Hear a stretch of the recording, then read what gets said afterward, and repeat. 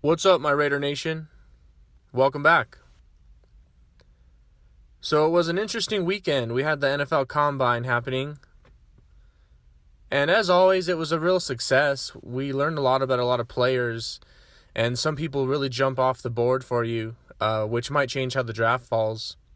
So good stuff. It's always really entertaining. I don't know about you guys, but I love the Combine. I personally don't believe all of the Kyler Murray hype to the Raiders. I solely believe in Derek Carr as our quarterback, personally.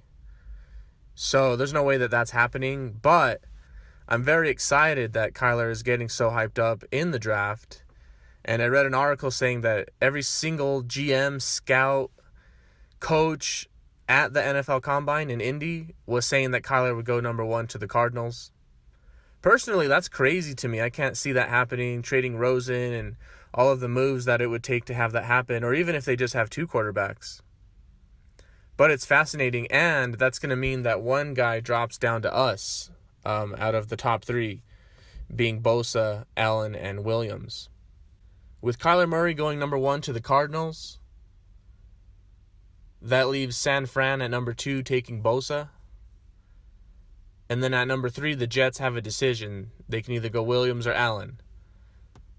I'm mocking this up without any trades. So let's say they take Williams right here. He's the best player in the draft. Either way, we get a stud right here. We end up taking Josh Allen. By some kind of miracle, we end up taking Josh Allen, one of the purest pass rushers in this draft. Since we're not looking at trades here in this plan A, at number 24 and number 27, I think there's a little pool of guys that we could possibly take. There's guys like Josh Jacobs. There's guys like N'Keal Harry. You got A.J. Brown. You got Marquise Brown. But I think we want a receiver who's big. And by this time in the draft, I think DK Metcalf is probably gone. So, I would love somebody like N'Keal Harry. I think he has good size, he has good speed, and I think with that first pick in the second round, we can probably take another speedster like Andy Isabella or another guy who's fast. So we don't need all of the speed here. We can get our nice big receiver that's going to be reliable. So that said, at number 24 and 27, we can look at somebody like N'Keal Harry. We can also look at someone like Josh Jacobs, because I personally would love to address this running back situation here. Or at 27, maybe we take that speedy receiver, and then at 35, we look at a running back like David Montgomery, especially if Josh Jacobs is off the board. There's also somebody like Benny Snell.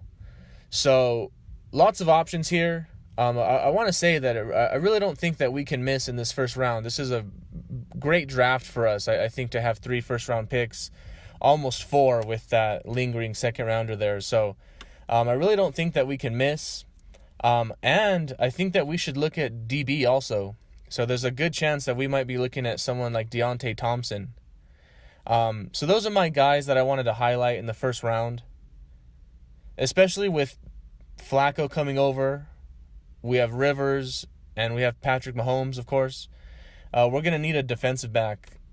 So for plan A to work out,